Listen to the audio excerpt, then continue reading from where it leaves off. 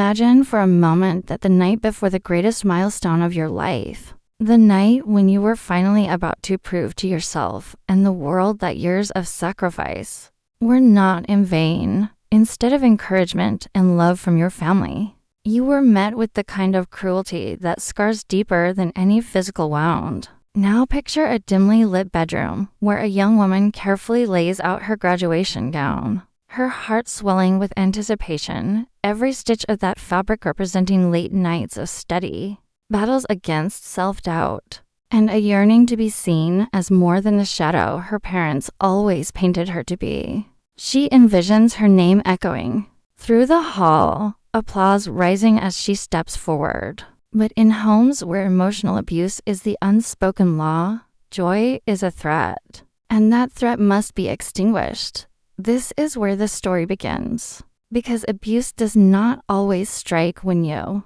are at your lowest. Sometimes it comes when you dare to reach for light. And in households built on control, love is rationed, hope is punished. So when her mother enters the room with clippers glinting in hand, it is not simply a haircut, but an erasure of identity, a declaration that even success cannot shield her from humiliation. And here's where the larger truth emerges when toxic parents see their child rising. They don't celebrate, they sabotage. They fear being outshined because their control depends on keeping you small. And so hair, something symbolic of pride and individuality, becomes a weapon, a means of branding her not as an achiever but as a family punchline.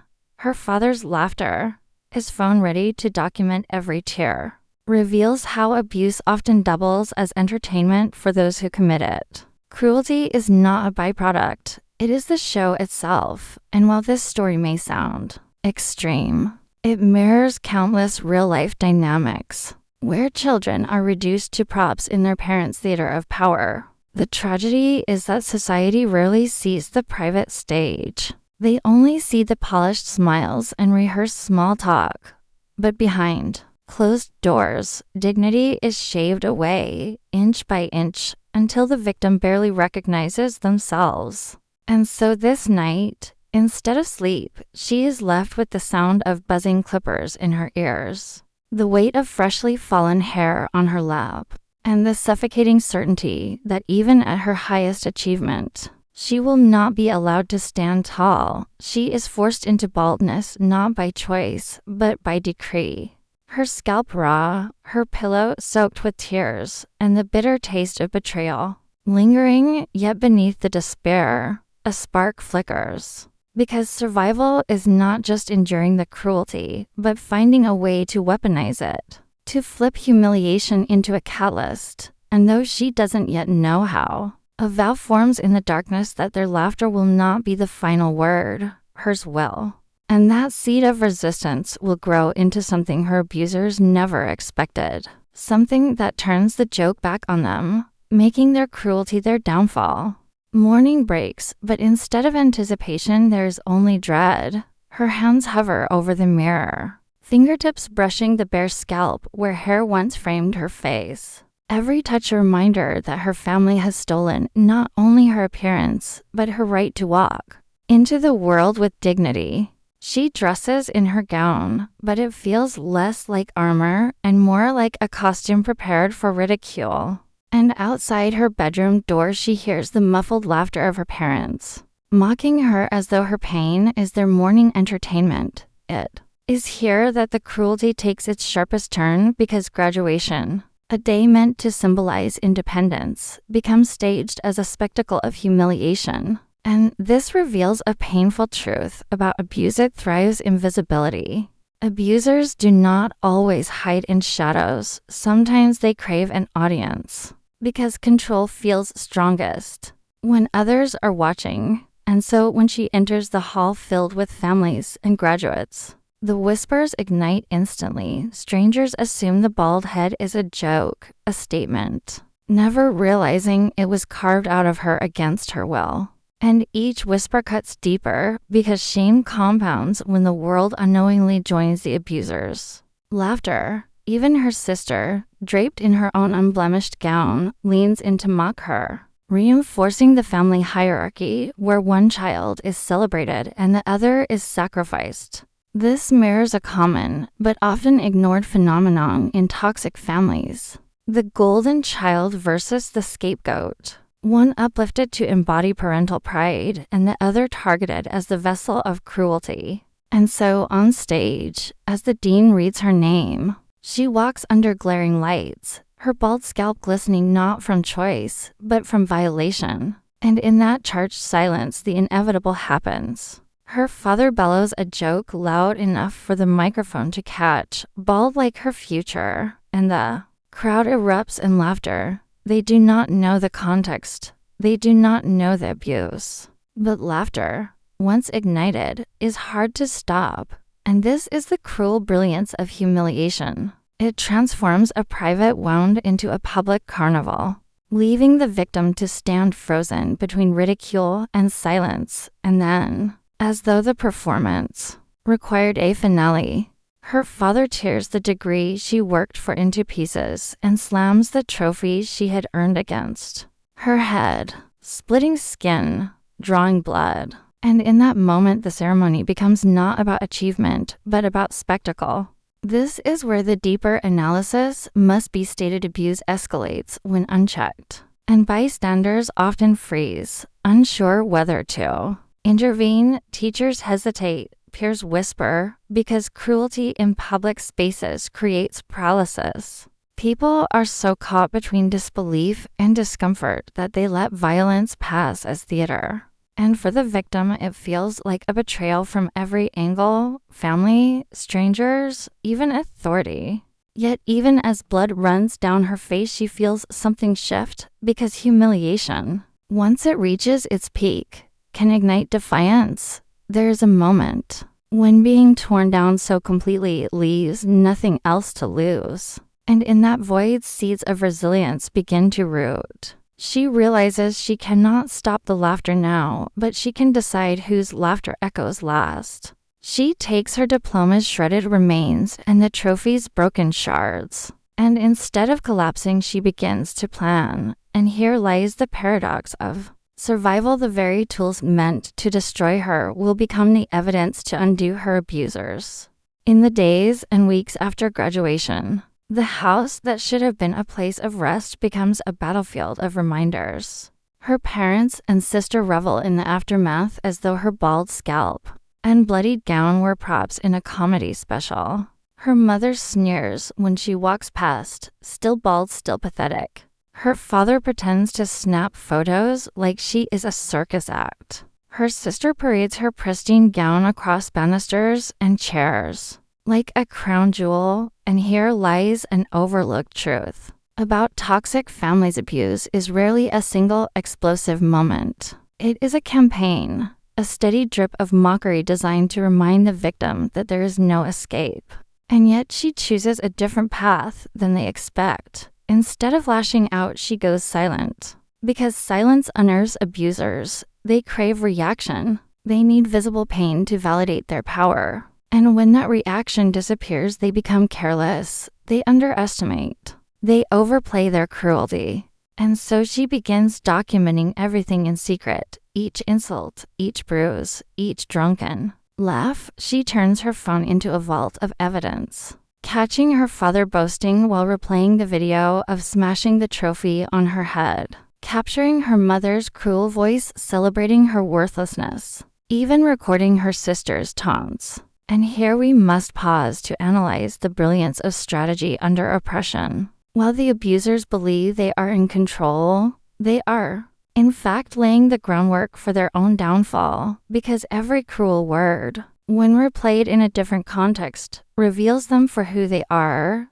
It is the reversal of power, the weaponization of truth. And this is a lesson survivors often carry. Documentation is resistance. Evidence becomes liberation. And though it takes patience, the quiet gathering of proof is a rebellion sharper than any shouted protest. Her silence is not submission. It is construction. Brick by brick, she is building the stage for their collapse. And while they laugh louder, believing her silence proves weakness, What they don't realize is that silence is sometimes the loudest preparation. It is the pause before the storm, the quiet inhale before the roar. And she knows now that revenge is not about mirroring cruelty, but about choosing a method that cannot be denied. And so when her family begins planning a celebration for her sister, a so-called family pride event meant to parade their golden child before neighbors and relatives,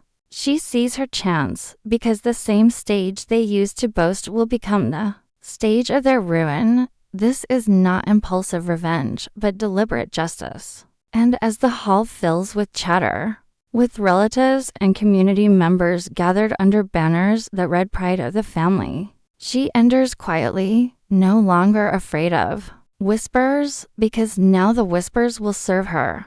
The hall is alive with music and chatter. Banners hang proudly proclaiming her sister as the pride of the family.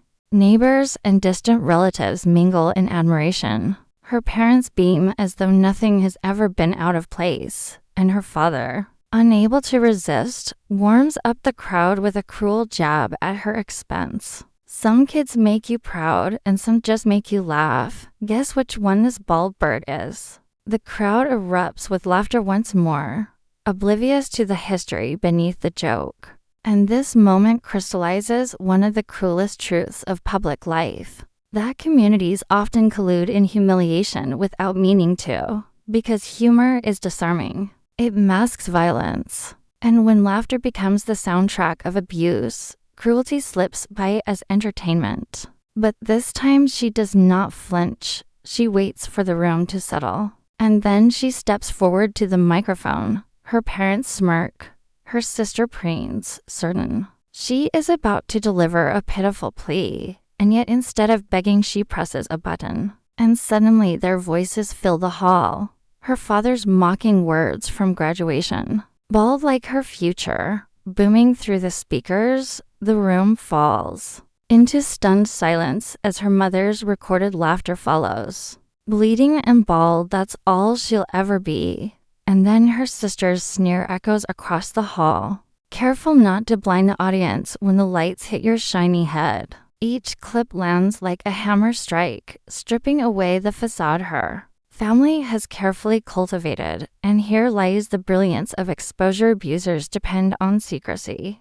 Their power thrives on the illusion of normalcy. But when their own words are held up to the light, they cannot be explained away. And in that moment, the laughter that once shielded them transforms into disgust. Whispers shift from ridicule of her to condemnation of them. Relatives avert their eyes. Neighbors recoil, their social currency collapsing in real time. Because, while cruelty can be tolerated in private, it becomes intolerable when undeniable in public. And she does not need to scream or cry. Her calm delivery speaks louder than rage ever could. You wanted everyone to laugh at me. Now they've heard who you really are.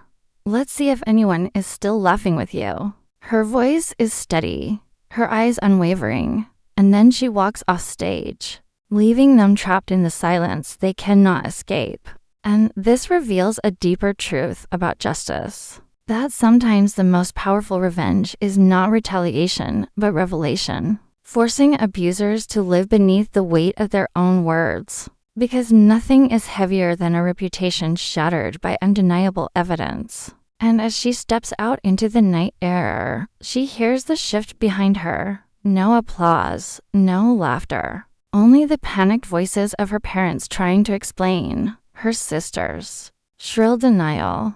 But the damage is irreversible. The community that once laughed now looks at them with disgust. And their stage, built on her humiliation, has become their prison. The silence after exposure is not temporary. It is a silence that lingers like a stain on every corner of her parents' lives. The night of her sister's celebration ends not with applause, but with relatives excusing themselves early, neighbors whispering harshly under their breath, old teachers avoiding eye contact. And her family's desperate attempts at laughter fall flat, because once cruelty is revealed, its echo cannot be unheard, and in the weeks that follow the consequences grow heavier. Invitations vanish, phone calls go unanswered, the relatives who once adored her sister now find excuses to stay away. Neighbors who once came for dinners stop knocking altogether. The prideful walls her parents had built begin to collapse, not through violence, but through abandonment. Because humiliation in public spaces breeds a different kind of exile. And this is an important truth about social reputation. It is fragile, carefully constructed on perception, and once shattered, it rarely recovers. Her parents cannot laugh their way out of the evidence replaying in the minds of every person who attended that night. Their jokes are no longer funny but grotesque. Their power no longer admired but pitied. And her sister, once basking in golden child glow, now wears the shadow of association, her achievements dismissed, her presence tinged with discomfort. And the family that thrived on attention now finds itself starving for it. Their cruelty has turned inward, blame and anger spilling across their dinner table as they scramble to reclaim control. Yet nothing works because reputation is not repaired with denial but with accountability, and accountability is the one thing they cannot bear. And this is where her quiet victory emerges, because she does not need to strike them again. She does not need to argue. She does not need to fight. She only needs to exist in their presence as a reminder of the truth. Their scar is permanent, and every time they look at her, they see not the victim they mocked, but the mirror of their own downfall. And this is what makes her smile for the first time in years. Because her revenge is not in their destruction, but in forcing them to live, stripped of the mask they wore for so long. This shift carries an important lesson for anyone who has endured humiliation. That survival is not just about enduring, but about reshaping the narrative. The very moment that once defined her shame has become the foundation of her strength. Her bloodied scalp and broken trophy are no longer symbols of defeat, but of transformation. Proof that the cruelest stage can also become the beginning of empowerment. She has reclaimed her story, and by exposing the truth, she has ensured that the final laughter is hers. In the quiet after the storm, when the noise of exposure has faded and the silence of her family's ruined reputation lingers, she lies awake not with fear, but with clarity. Her scalp still tender, her body still marked by the trauma, yet her mind steady, because survival is not only about enduring cruelty. It is about transforming it, reshaping humiliation into power. And this is where her story ceases to be only about one graduation night. It becomes a lesson about cycles of abuse and the power of narrative, because abusers thrive on control of the story. They tell you who you are. They dictate what the world should see. But once you seize the pen, once you reveal the truth, their grip unravels. And this is the thread running through her journey. That identity cannot be shaved away. Dignity cannot be ripped apart by laughter, because those things live deeper than appearances, and in exposing them, she exposed the universal truth that cruelty does not age well in the light. Humiliation may sting in the moment, but when reframed it becomes testimony, evidence, fuel for justice. And though her parents and sister will forever try to mask their disgrace, she no longer needs to fight them. Their punishment is ongoing, carved into every interaction they have, because communities may forgive failure, but they do not forgive revealed cruelty. And this is why her smile at the end is not born of pettiness, but of peace. Because she has won something greater than revenge. She has reclaimed herself. She has proven that no amount of sabotage can erase achievement. And though her diploma lies torn and her trophy shattered, her strength is intact, stronger than ever. Her story reminds us that sometimes the greatest victories do not come from avoiding pain, but from using it. From turning the very weapons wielded against us into instruments of truth. And for anyone listening who has endured ridicule, betrayal, or the weight of abusive words, the lesson is clear. You are not what they call you. You are not the punchline they craft. Your worth is not determined by the laughter of others, and even when stripped bare, you still hold the power to rewrite the ending. This story is not only about a girl humiliated on her graduation day.